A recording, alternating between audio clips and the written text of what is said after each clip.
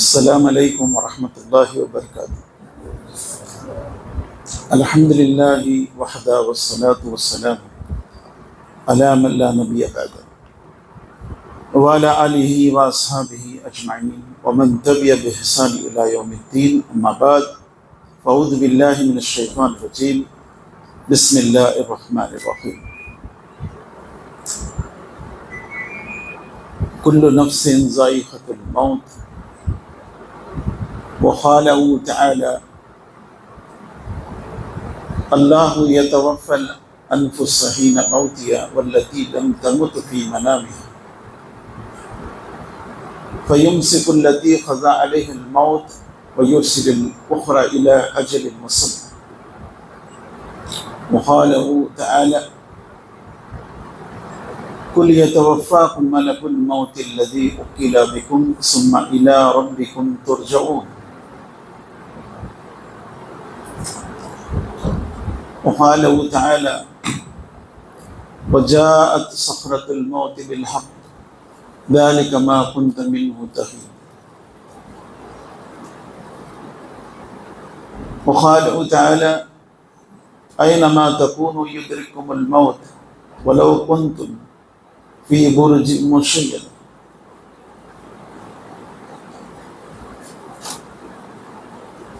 ప్రియులారా, అల్లాహ్ సుబ్హానహు తఆలా మరణము గురించి, మరణ వేదన గురించి,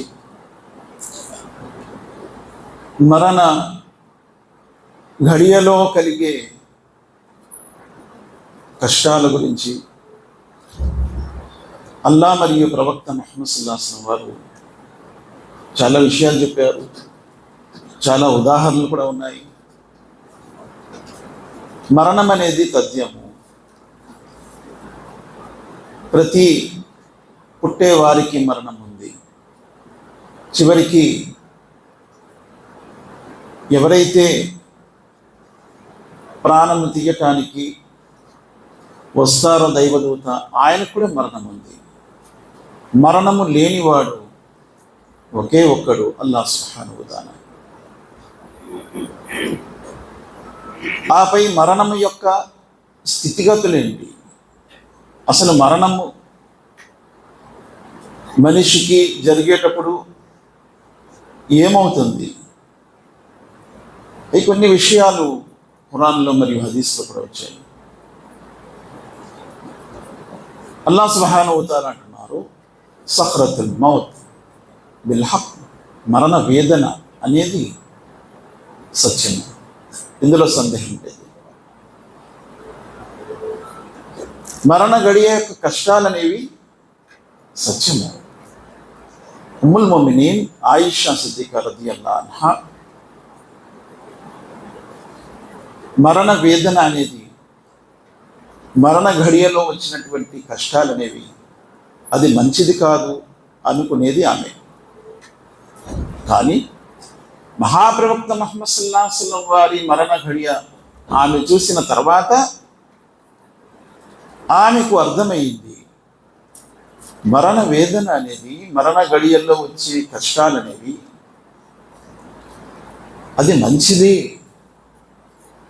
ఎందుకంటే ప్రవక్త ముహమ్మద్ సల్లల్లాహు అలైహి వసల్లం వారికి కూడా వచ్చింది. మహాప్రవక్త ముహమ్మద్ సల్లల్లాహు అలైహి వసల్లం వారు ఆ ఘడియలో, ఆ స్థితిలో స్పృహ కోల్పోయేవారు అని హదీస్లో వస్తుంది. ఆయనకి స్పృహ కోల్పోవటం అనేది ఆయనపై ఉన్నటువంటి తీవ్రమైన జ్వరం, ఆయన తలపై కట్టినటువంటి పట్టి, దానిలో నుంచి వేడి బయటకు వచ్చేది. మహాప్రవక్త ముహమ్మద్ సల్లల్లాహు అలైహి వసల్లం వారు ఒక పెద్ద పాత్రలో కూర్చోబెట్టి నాపై చల్లటి నీళ్లు పోయండి అని అనేవారు. ఆయన్ని కూర్చోబెట్టి నీళ్లు పోసేవారు. చాలు చాలు అనినంత వరకు. ఆయన నమాజుకు కూడా వెళ్ళలేకపోయారు. వెళ్ళడానికి ప్రయత్నించేవారు, కానీ స్పృహ కోల్పోయి పడిపోయేవారు.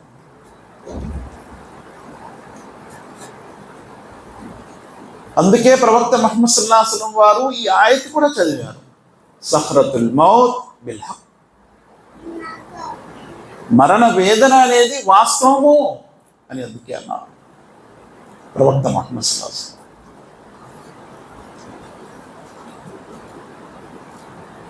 మహాప్రవక్త ముహమ్మద్ సల్లల్లాహు అలైహి వసల్లం వారు ఇక చివరి రోజు ఉమ్ముల్ ముమినీన్ ఆయిషా సిద్దికా రదియల్లాహు అన్హా కూడా అంటున్నారు,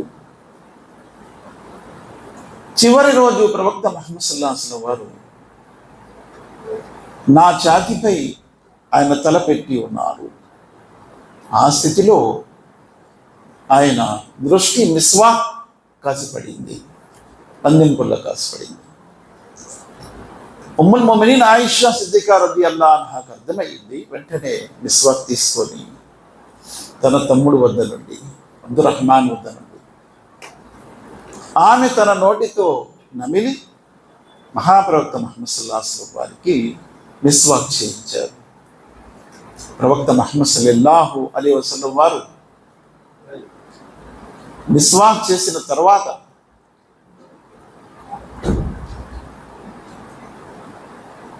ఉమ్ముల్ ముమినీన్ ఆయిషా సిద్దికా రదియల్లాహు అన్హా అంటున్నారు, తన కూతురు ఫాతిమా మరియు భార్యలు మనవళ్ళు అందరితో ముచ్చటించారు.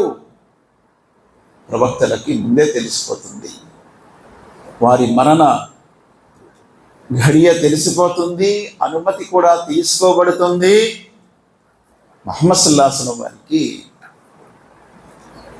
2 ఆప్షన్స్ ఇవ్వబడ్డాయి, 2 రాయితీలు ఇవ్వబడ్డాయి. ఓ ముహమ్మద్ సల్లల్లాహు అలైహి వసల్లం వారు మీరు ఇంకా ఉండాలంటే ఉండవచ్చు, లేదా మీకు అల్లాహ్ సుబ్హానహు వ తఆలా రఫీకుల్ ఆలాలో నిర్ధారించినటువంటి ఆ ప్లేస్లో స్థలంలో వెళ్ళాలంటే వెళ్ళవచ్చు. ముహమ్మద్ సల్లల్లాహు అలైహి వసల్లం వారికి, ఆయనకే కాదు ప్రవక్తలందరికీ వారి యొక్క స్థలము ఎక్కడైతే వారు వెళ్ళవలసి ఉందో మరణం తర్వాత అది చూపించబడుతుంది అని హదీస్ వస్తుంది. ప్రవక్తలకి ముహమ్మద్ సల్లల్లాహు అలైహి వసల్లం వారు స్పృహ పోలారు. స్పృహలోకి రాగానే ఉమ్ముల్ ముమినీన్ ఆయిషా సిద్దికా రదియల్లాహు అన్హా అంటున్నారు, ఆయన దృష్టి ఇంటి కప్పుపై ఉంది మరియు తన చేతి వ్రేళ్లతో పైకి చూపిస్తూ ఆయన అల్లాహ్ సుబ్హానహు వ తఆలా ముందు దువా వేడుకుంటున్నారు, అల్లాహుమ్మా గ్ఫిర్లీ వర్హమ్నీ. చూడండి, మరణ ఘడియలో కూడా ఒక ప్రవక్త ఏమంటున్నారు, అల్లాహ్ నన్ను క్షమించు, అల్లాహ్ నన్ను కరుణించు, అల్లాహుమ్మ ఫీ రఫీకిల్ ఆలా, అల్లాహ్ నన్ను నీ ఆప్తులలో నీ దగ్గర ఉన్నటువంటి స్నేహంలో ఉన్న వారితో కలుపు. ముహమ్మద్ సల్లల్లాహు అలైహి వసల్లం వారు ఈ ఆయత్ కూడా తిలావత్ చేస్తున్నారు. ఏం తిలావత్ చేస్తున్నారు? ومن يطع الله ورسوله فاولئك مع الذين انعم الله عليهم من النبيين والصديقين والشهداء والصالحين وحسن اولئك رفيقا.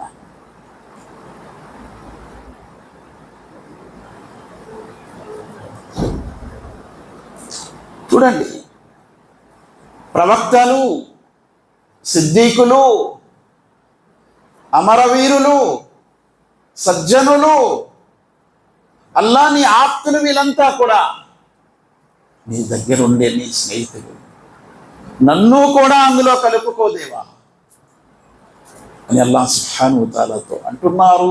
ముమినీన్ ఆయిషా అంటుంది, ఆయన యొక్క ఈ చేతి వ్రేళ్ళు పైకి లేచింది, దువా చేశారు. ఆ తర్వాత కలిమా లా ఇలాహా ఇల్లల్లాహ్ అని చెప్తూ సఖ్రతుల్ మౌత్ బిల్ హక్ అని కూడా అన్నారు. అల్లాహ్ నీవు తప్ప మరొక ఆరాధ్యుడేం లేడు, మరణ మైకం అనేది వాస్తవము దేవా అని అంటూ తన చేతి వ్రేళ్లను కింద దించారు. ఇక ప్రవక్త ముహమ్మద్ సల్లల్లాహు అలైహి వసల్లం ప్రపంచం నుంచి పరలోకానికి ఆయన ప్రయాణం అయిపోయింది. ఉమ్ముల్ మొమినీన్ అంటున్నారు, నా ఇంటిలో, నా ఒడిలో, నా దగ్గర ఉన్నప్పుడు మహాప్రవక్త ముహమ్మద్ సల్లల్లాహు అలైహి వసల్లం వారు ప్రాణం విడిచారు. ఆయన మరణమయ్యింది. మరణ మైకము అనేది, మరణ మైకము, సఖరాత్, మరణం యొక్క కఠినత్వము, ఇది వాస్తవమని ఉమ్ముల్ మొమినీన్ ఆయిషా సిద్దికా రదియల్లాహు అన్హా అంటున్నారు. అల్లాహ్ సుబ్హానహు వ తఆలా మరణ ఘడియలో కలిమా చదివే భాగ్యము ఎవరికైతే ఇస్తాడో ముహమ్మద్ సల్లల్లాహు అలైహి వసల్లం అన్నారు, అది మంచి మరణము అన్నారు. అందుకే ప్రవక్త ముహమ్మద్ సల్లల్లాహు అలైహి వసల్లం అన్నారు, చనిపోతున్నటువంటి వ్యక్తుల దగ్గర మీరు కూర్చొని మంచి మాటలే ఆడండి. ఉమ్మే సల్మా రదియల్లాహు అన్హా హదీస్ ఉల్లేఖిస్తున్నారు. అబూ సల్మా యొక్క మరణ ఘడియలో ఉమ్ముల్ మొమినీన్ ప్రవక్త సల్లల్లాహు అలైహి వసల్లం భార్య ఆమె, కానీ అబూ సల్మా ఆమె యొక్క మొదటి భర్త. ఆయన మరణ ఘడియలో ఉమ్మే సల్మా అక్కడే కూర్చున్నారు.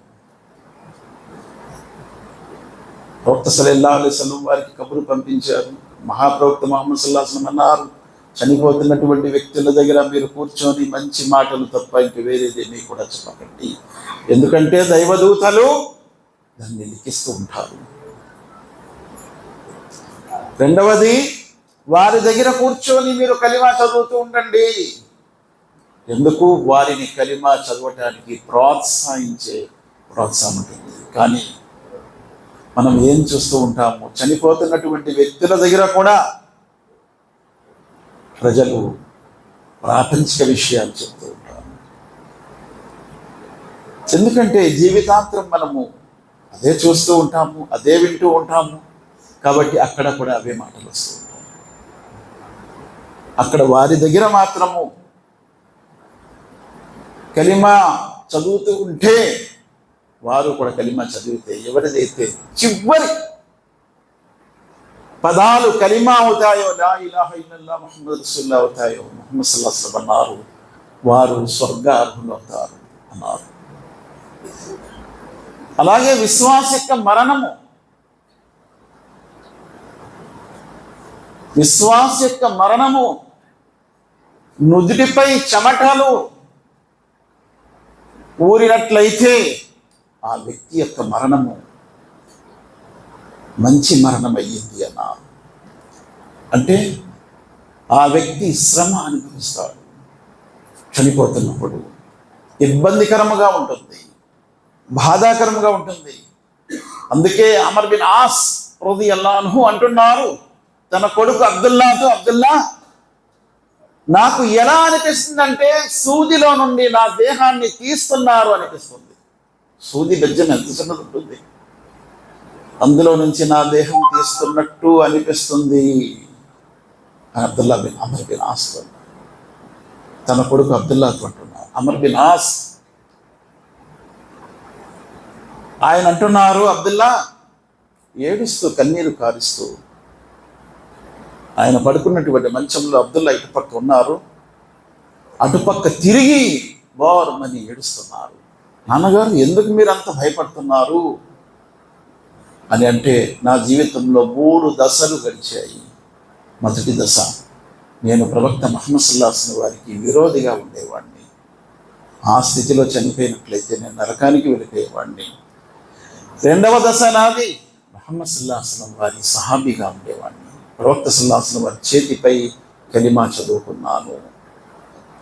ఆయన జీవితంలో ఆయనతో పాటు అనేక యుద్ధాలలో వెళ్ళాను. ఇక 3వ దశ నాది ప్రాపంచిక వ్యామోహ దశగా మారింది. ఎందుకంటే ఖిలాఫత్ వచ్చింది, అధికారాలు వచ్చాయి, రాజ్యాధికారాలు వచ్చాయి, హోదాలు వచ్చాయి, పదవులు వచ్చాయి. అందులో నేను తిరగంలాగా తిరిగిపోయాను. అందుకే నా గతి ఏమవుతుందని ఇప్పుడు భయపడుతున్నాను అంటున్నాను. అమర్ బిన్ ఆస్ కొడుకంటున్నాడు, నాన్నగారు, మీరు ప్రవక్త ముహమ్మద్ సల్లల్లాహు అలైహి వసల్లం వారి చేతిపై కలిమా చదివారు, ఎందుకు అంతగా భయపడుతున్నారు?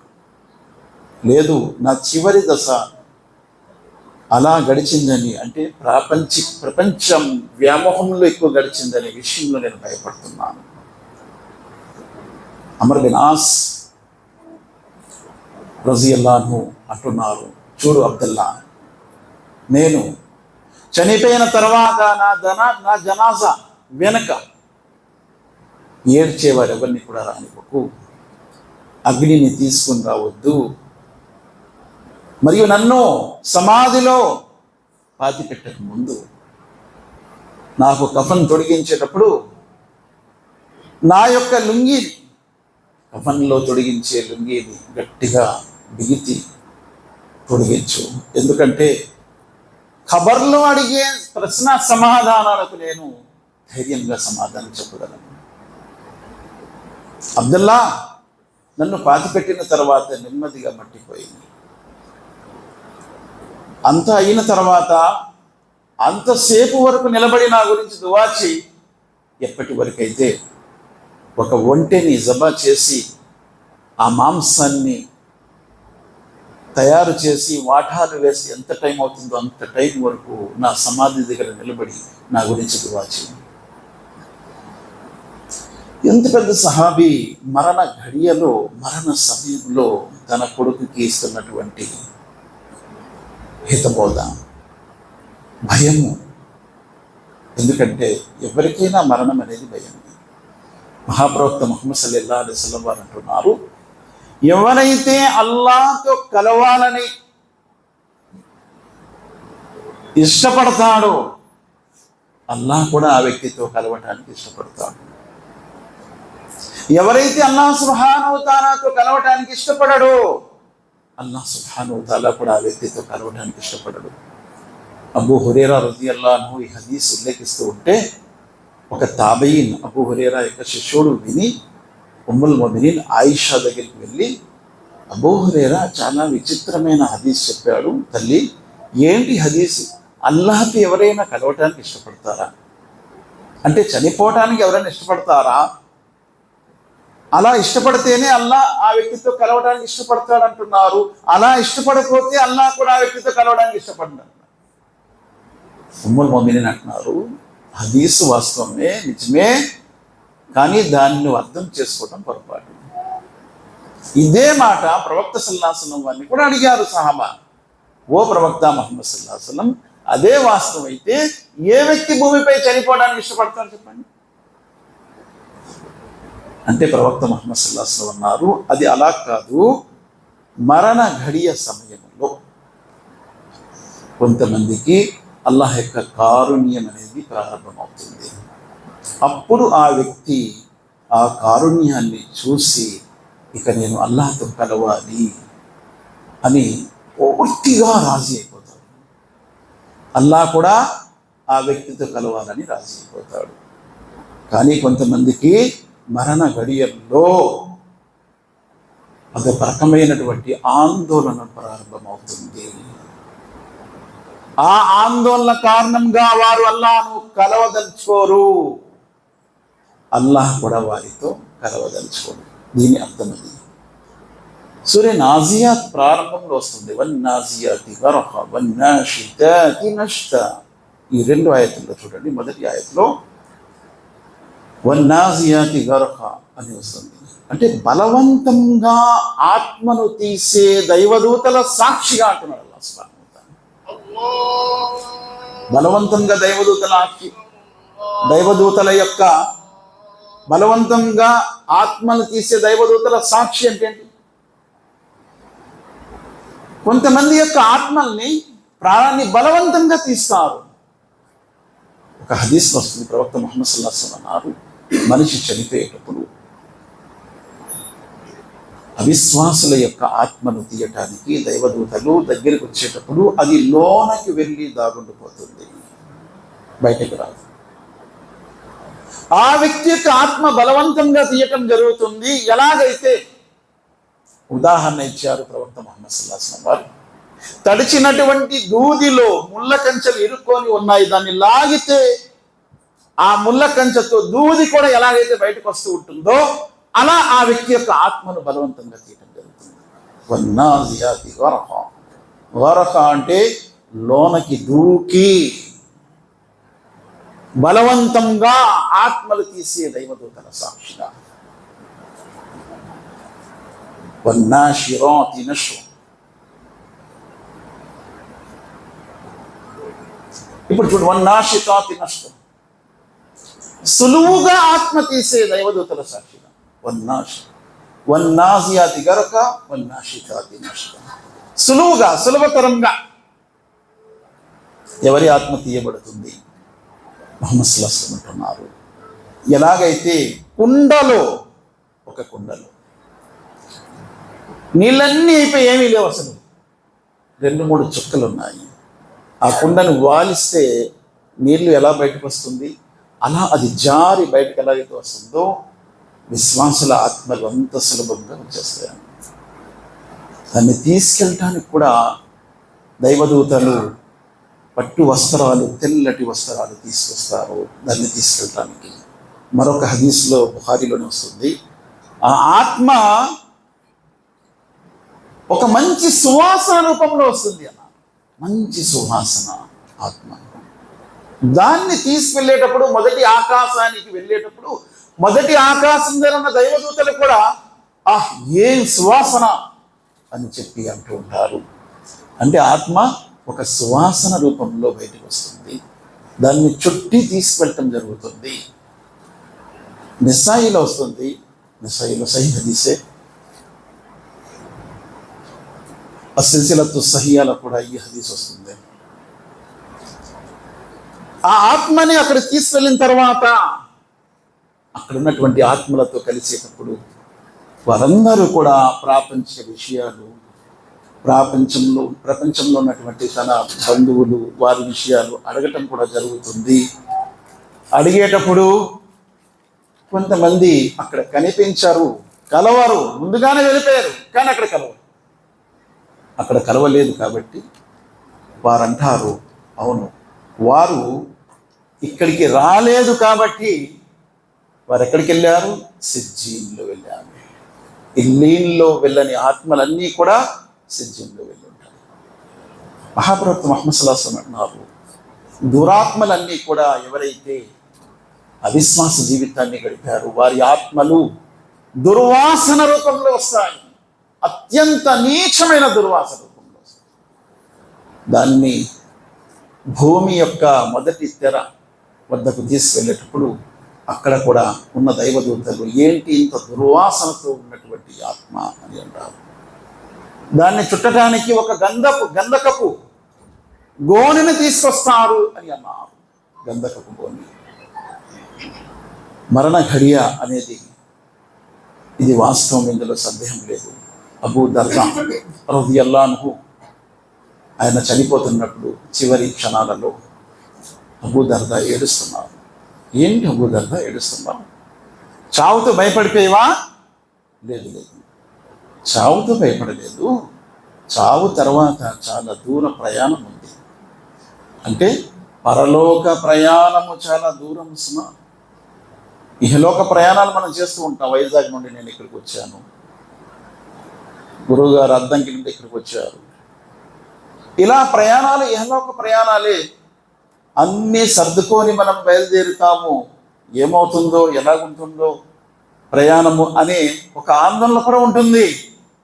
ఆ సమయంలో మరణ ఘడియల్లో పరలోక ప్రయాణం ఎలా ఉంటుందో అని ఆందోళనతో అబూ దర్దా ఏడవటం ప్రారంభించాడు.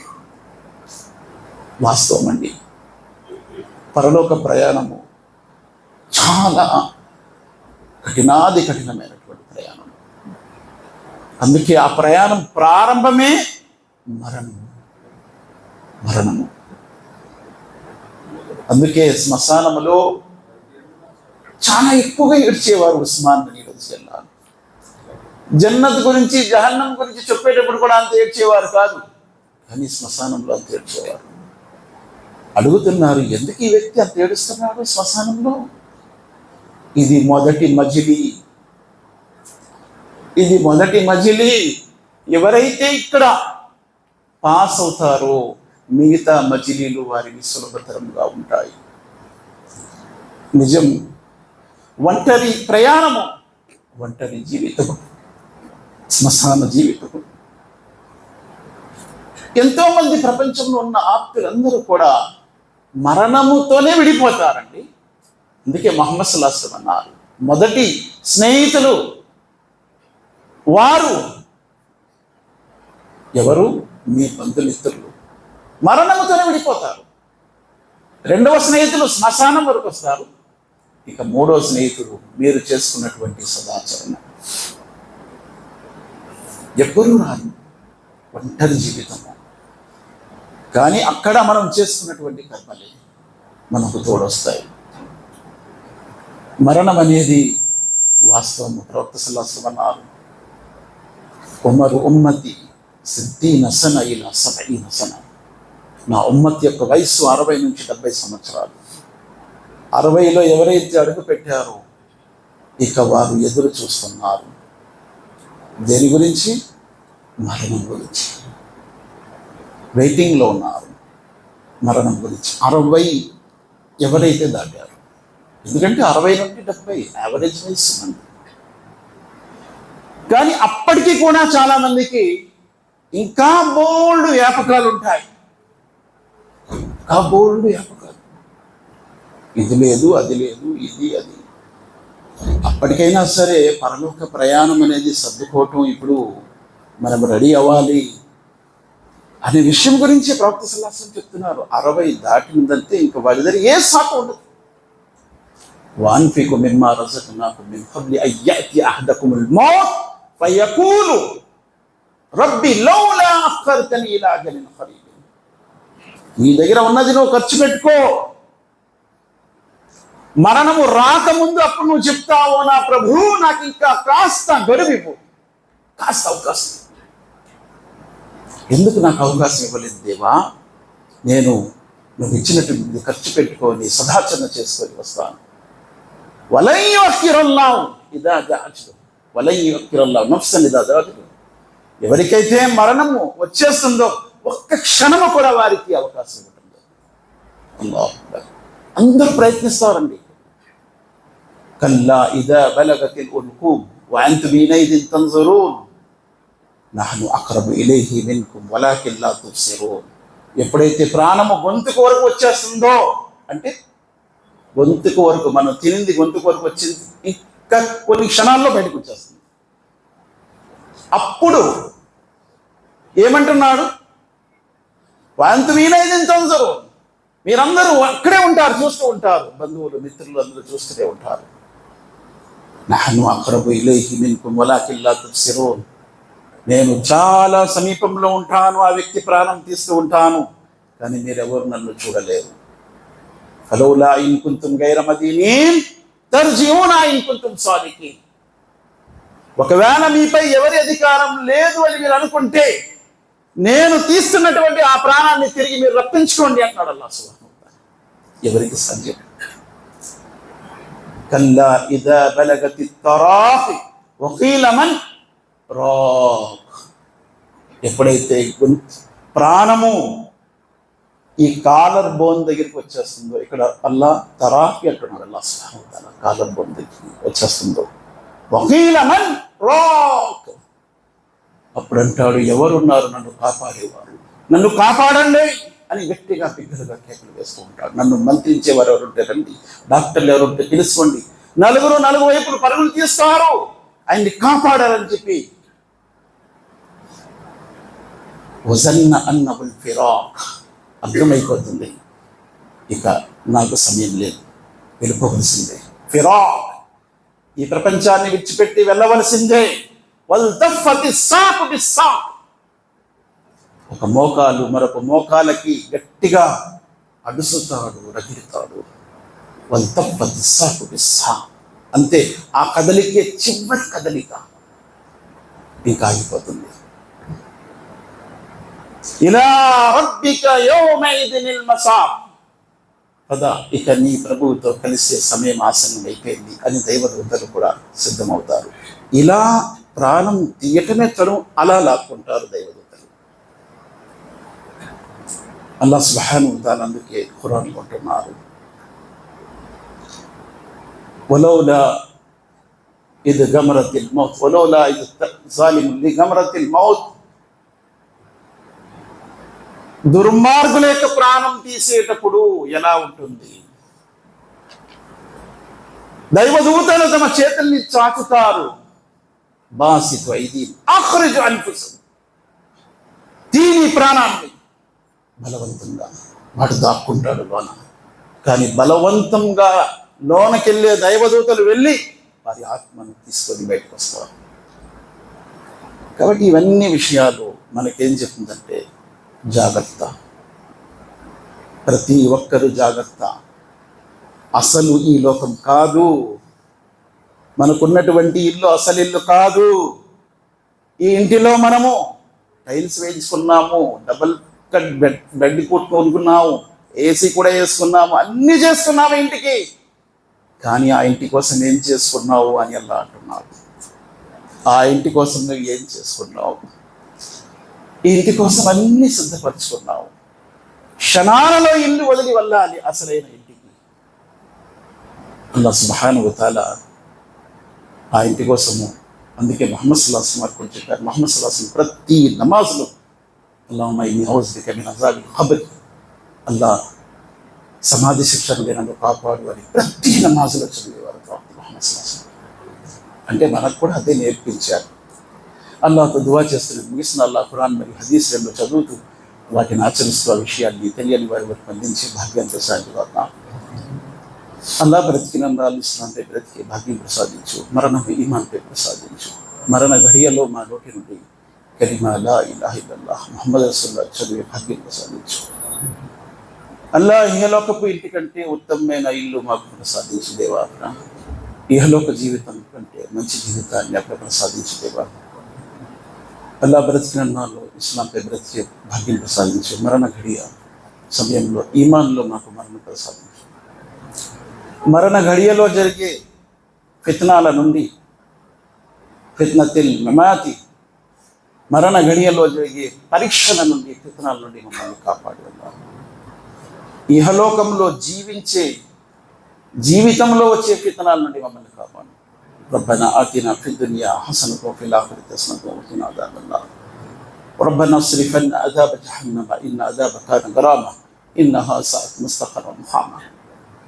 ربنا لا تواخذنا إن نسينا أو أخطأنا ربنا ولا تحمل علينا إصرا كما حملت على الذين من قبلنا ربنا ولا تحملنا ما لا طاقة لنا به واعف عنا واغفر لنا وارحمنا أنت مولانا فانصرنا على القوم الكافرين. سبحان ربك رب العزة عما يصفون وسلام على المرسلين والحمد لله رب العالمين برحمتك يا أرحم الراحمين.